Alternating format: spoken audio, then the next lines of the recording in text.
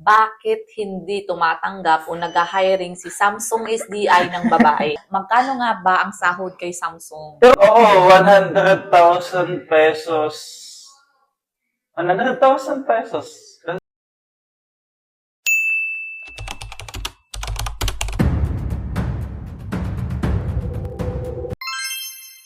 Hello mga kababayan, ngayon meron po tayong makakausap na isa nating kababayan at matapang nasasagot sa tunay na buhay dito sa Hungary. Hello Mr. Jao, kamusta ka? Mabuti. Mabuti. Karamihan ng mga sinasagot mabuti. Elaborate mo nga yung mabuti na word. Mabuti yung meron ding maganda at meron namang hindi. Kasi pag sinayang mabuti ka ngayon, ngayong oras lang. Siguro mamaya hindi na. Ay, gano'n? Oo. So, nakadepende rin. Oo, Ganon. depende. Ilang taong ka na dito sa Hungary?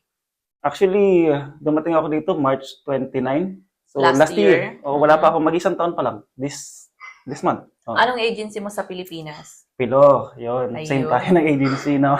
Anong company mo dito sa sa Hungary? Yung company ko dito sa Hungary is hindi naman siya siguro kilala.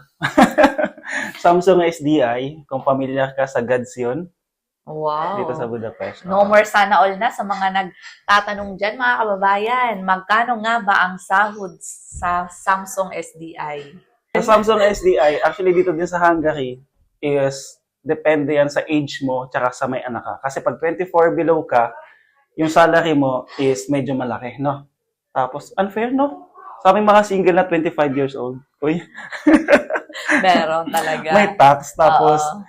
tapos pag may anak ka namang isa, dalawa, hindi naman siya tax-free. Pag may kaltas pa din siya, pero Sa SSS. konti lang. Oo, Social Security. tapos yung sahod sa Samsung SDI is per hour kasi sahod namin doon. May sahod na 1.8 per hour, 1.9 per hour, 2.2 per hour, 2.3, depende sa ranking. Okay, Oo. ganun pala yun. Tapos, 3 days ang pasok namin every, basta 3 days, kahit anong araw pumatak yan. 3 days off, 3 days pasok, night shift, tapos 3 days day off, tapos 3 days day shift. Parang Ganun. ganun sa namin, parang sa dati namin pag 4-shift. Parang 4-shift ata kayo. Oh, 4-shift kami. Ganun. ABCD. Oo, ang ganda Oo. nun. Ganda ng pasok, ganda din ng sweldo kapag 4-shift. Dati walang OT, malaki talaga ang sweldo namin kapag 4-shift. Ay, sa Samsung kasi is, pag single ka, pag wala kang overtime, sasahod ka na dyan ng 60 pesos. 60 pesos, sa lahat na, sa, ano na, Malinis na yon. 60 pesos, oo, lahat na nandun na, kaltas na lahat. Tapos 60 pesos to 100,000 pesos. Ano yon? Oo, 100,000 pesos. 100,000 pesos. Kasi sumahod ako dati, 109 pesos. Talaga? Isang beses lang yun. Nung May. 8 ang overtime ko, 8 araw. Tapos may holiday, May 1. Single, what more pa sa mga may anak? 109. Pag may anak, yung natanong ko, 120 plus peso. Wow, ang laki! Uy! Sa mga taga-Samsung, sa mga manonood, comment na lang kayo kung mali yung nasabi ko. Pero, Kasi ang dami talagang nagtatanong, magkano nga ba ang sahod kay Samsung? pero siguro ngayon, naiiba na kasi medyo ano na yung Samsung eh. Kunti na lang yung overtime. Ay, ganun. Katulad Pero- ngayong month, 2 lang overtime ko ngayong month.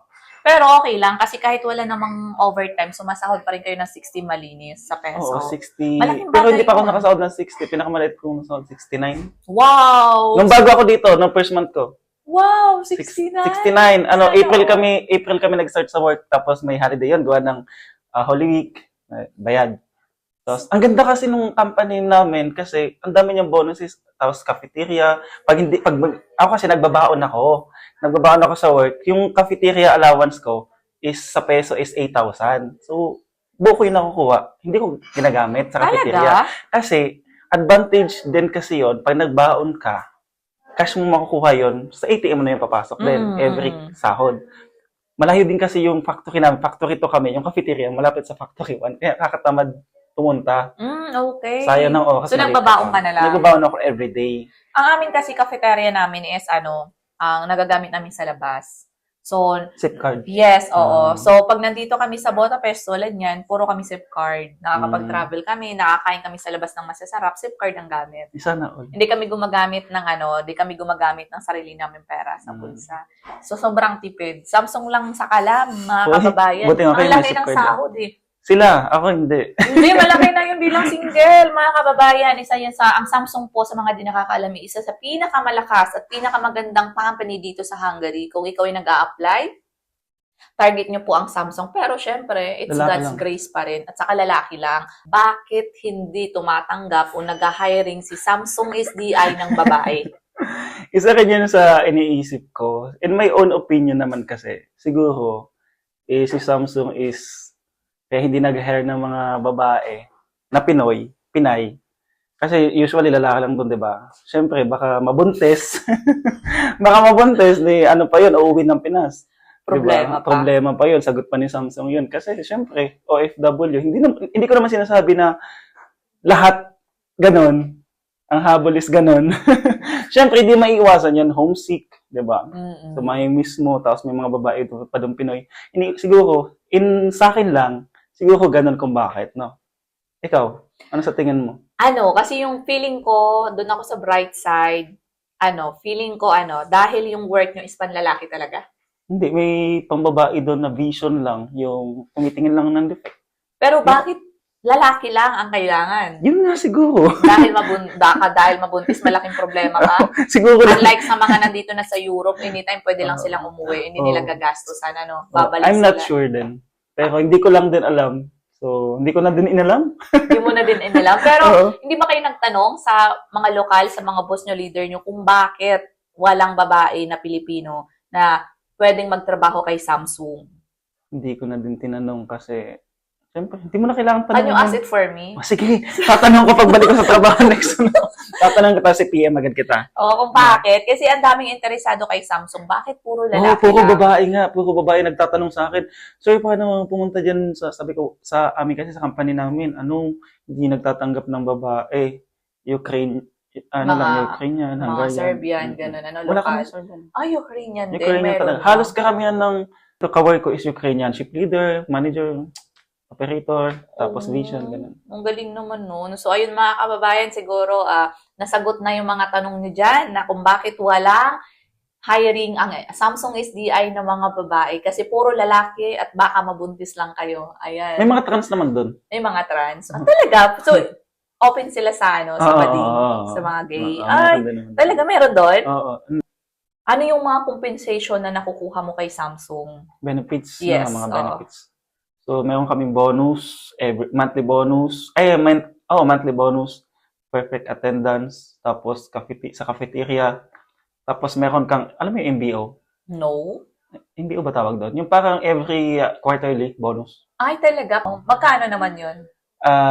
Depende kung makuha mong rate is good, very good, ganyan. So, ibig sabihin, performance bonus nga talaga siya. Pero quarterly. Iba-iba. So, ibig sabihin din, isa sa rason kung bakit malaki ang sahod kay Samsung is dahil sa mga benefits na nakukuha yung mga compensation sa company. Oo, pero kung tutusin, kung wala yung mga bonuses na yun, halos same lang. Talaga?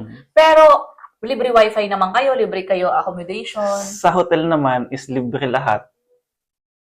Tubig, kuryente, wifi, lahat libre. Ang sa'yo lang is yung mga personal expense mo, like food. Yun. Pero may cafeteria na kayo. Magkano ang cafeteria nyo? 8,000 sa peso, 8,000. Uy, ang laki! It's around 50,000. 56. Oh my God! Okay. Samsung, sana all. 56. Kaya, ang galing naman. Alam mo, sana magkaroon ng hiring ng mga babae sa Samsung. Isa ako sa mga pipila doon.